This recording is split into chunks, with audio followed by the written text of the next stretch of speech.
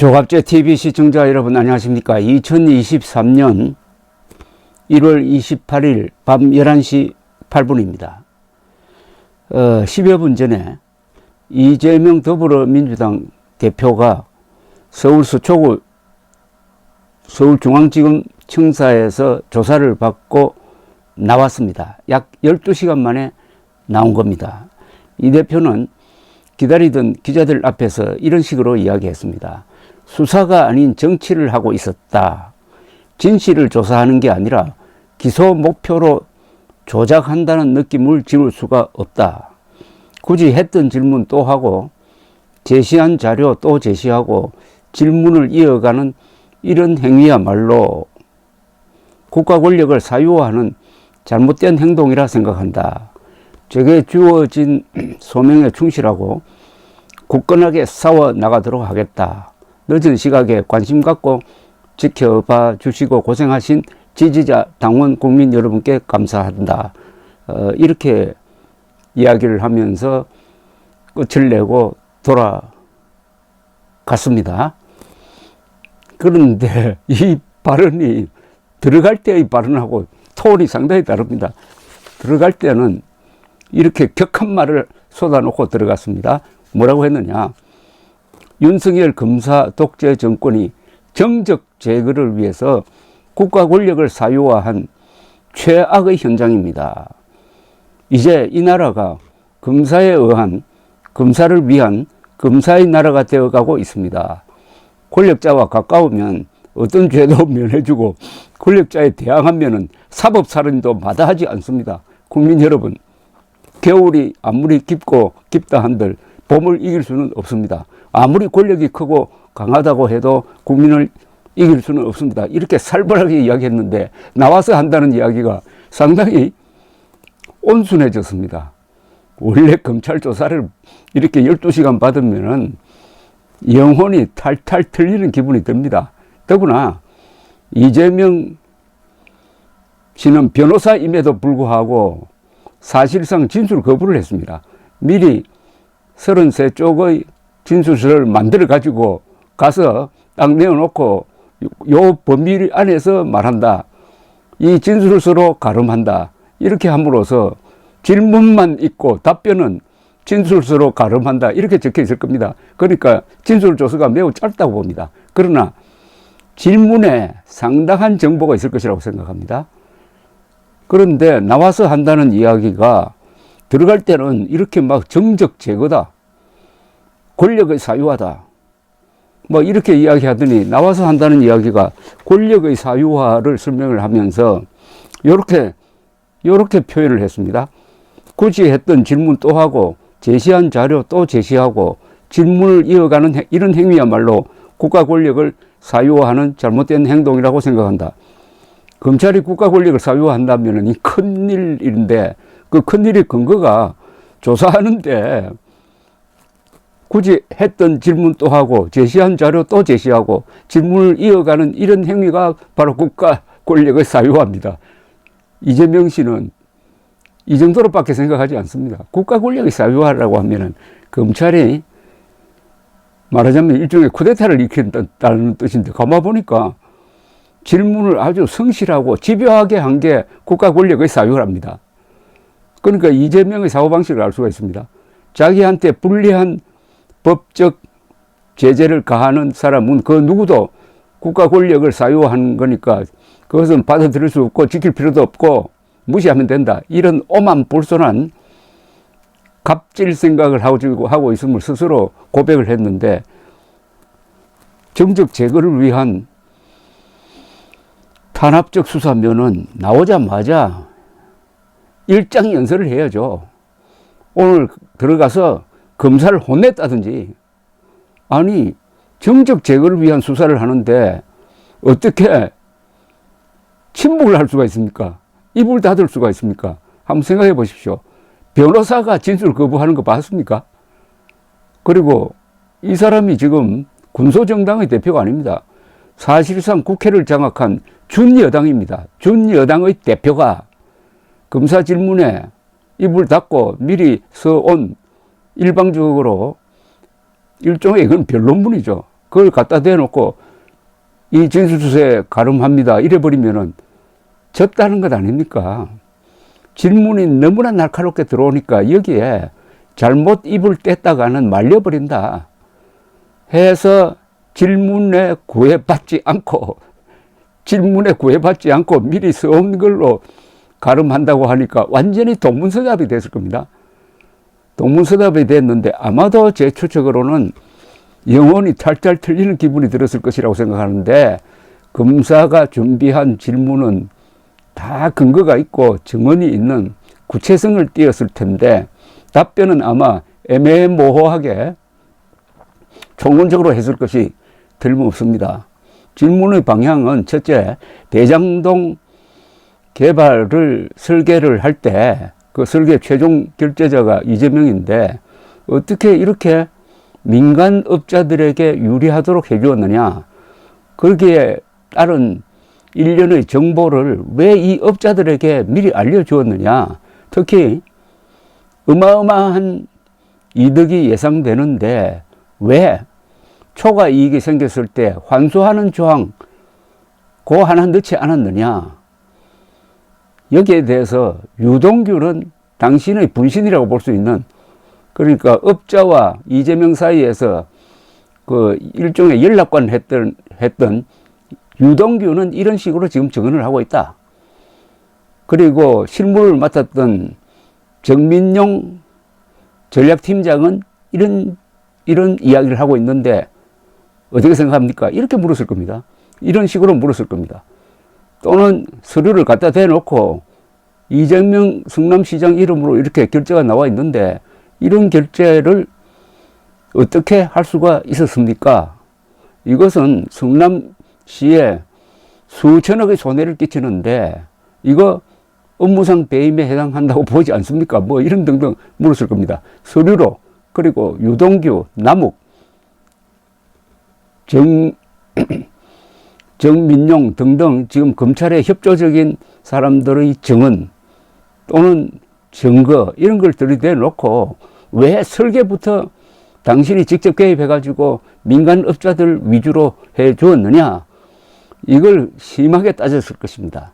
그리고 천화동인이라는 이 참여회사의 실질적인 지분은 반은 이재명 측 것이다. 이재명 측이라 하면 유동규, 정진상, 김용, 이재명을 포함한 사실상 이재명의 몫이다.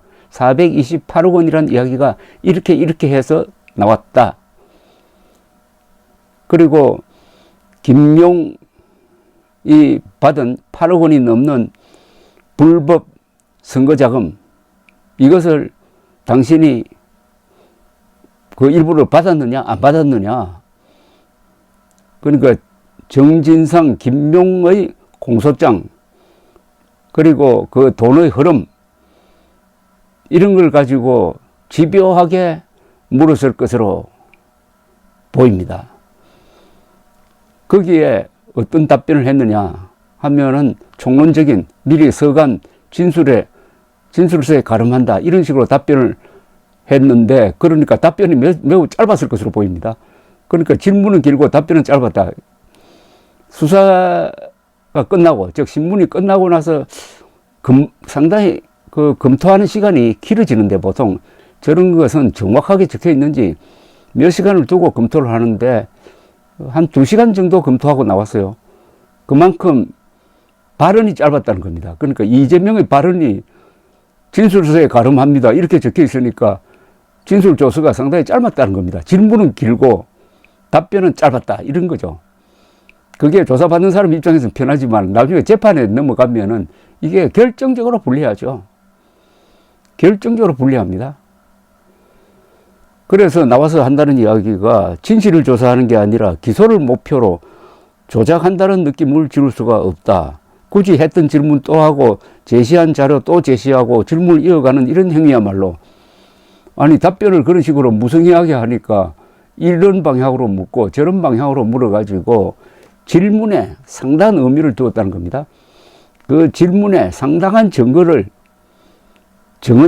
집어넣음으로써 나중에 판사들이 읽어볼 때, 이 정도로 구체적인 질문을 했는데 답변은 동문서답이다. 이거 누굴 믿어야 되느냐. 그걸 노려서 아주 치밀한 작전을 짠 것으로 보입니다. 이 대표는 그러니까 대장동 위례개발 사업과 관련해가지고 배임과 이해충돌 방지법 위반 혐의 등으로 검찰 조사를 받은 겁니다.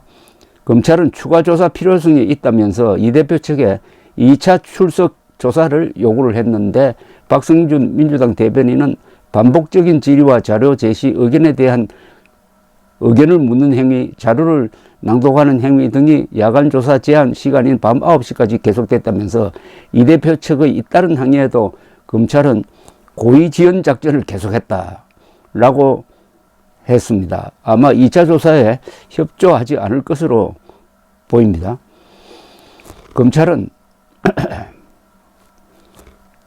규정대로 정도에 맞춰서 신문을 했다. 뭐 이렇게 이야기를 하는데 최소한 이재명 씨가 들어갈 때 한 이런 조사는 이루어지지 않았던 게 분명합니다. 즉 윤석열 검사 독재 정권이 정적 제거를 위해서 국가 권력을 사유화한 최악의 현장이래요. 그런 최악의 현장은 벌어지지 않았습니다. 그런 최악의 현장이 벌어지려면 고문기구를 갖다 대놓고 뭘 하든지 압박하는 수단이 있어야 될 것 아닙니까? 그래야 정적 제거가 되는 거 아닙니까? 이제 이 나라가 검사에 의한 검사를 위한 검사의 나라가 되어가고 있습니다. 권력자와 가까우면 어떤 죄도 면해주고 권력자에 대항하면 사법살인도 마다하지 않습니다. 사법살인 이야기가 나와서 말인데 대장동 사건 수사 과정에서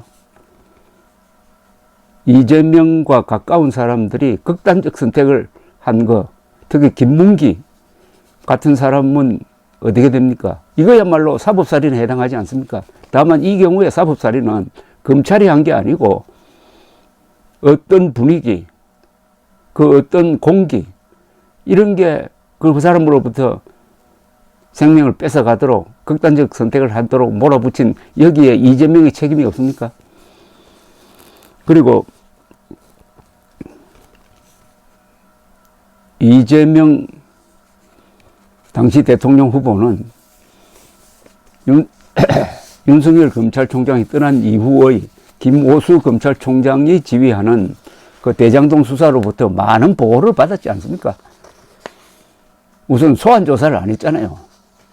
그래서 마음대로 거짓말하고 떠들도록 방치한 것 아닙니까? 그때 제대로 수사를 했어야죠. 그러니까 문재인의 검찰이 엉터리 수사를 하니까 득표가 거의 윤석열과 맞먹을 정도로 간 거 아닙니까? 24만 표 차이로 지도록 만든 게 한 몇백만 표 차이로 제어하는데 224만 표 차이로 0.73%포인트 차이로 지도록 만들어 준 게 김오수 검찰총장 하의 수사팀 아니었습니까? 그 수사팀이 물러나고 새로운 수사팀이 들어서니까 이제 수사가 진행되고 유동규, 남욱 등 그동안 입을 닫고 있던 사람들이 진실을 말하게 되면서 오늘 이재명 대표는 검사와 마주했을 때 아마 큰 절벽 같은 중압감을 느꼈을 것이라고 생각합니다. 추측한데, 이야, 검찰이 이렇게 자료를 많이 축적했구나. 언론에 보도 안 된 증거가 이렇게 많이 있었구나. 그러니까 입을 닫은 것 아닙니까? 이렇게 억울한 사람이 검사 앞에서 왜 입을 닫고 진술서에 가름한다 합니까? 미리 이런 시험을 치는 건데 일종의 시험입니다. 피의자와 검사의 대결은 시험입니다. 시험 답안지를 쓰는 겁니다. 그런데 시험 답안지를 미리 써가지고 시험 문제가, 즉 질문이 어떻게 나올지 전혀 모르는 상태에서 미리 자기한테 유리한 답안지를 미리 적어가가지고 질문에 구애 없이 이게 나의 의견입니다 하고 들이대 버리면은 이거 합격시켜 주겠습니까? 시험에서 빵점 받는 건 아닙니까? 빵점. 코미디입니다. 기네스북에 올라야 됩니다. 막강한 정당의 대표 그리고 변호사가 대통령 후보를 했던 사람이 사실상 진술 거부를 했다. 사실상 묵비권 행사를 했다. 변호사가 정당 대표가 그러면서 정적 제거를 위한 수사에 항의 차원에서 했다고 해놓고 조사 다 받고 나와가지고는 정적 제거를 위해서 검찰이 얼마나 나를 불법적으로 압박했다는 소리 한마디도 안 하고 집에 가버렸다. 이게 그동안 있었던 검찰과 이재명의 대결에서 이재명이 100대 0으로 참패한 스코어입니다. 감사합니다.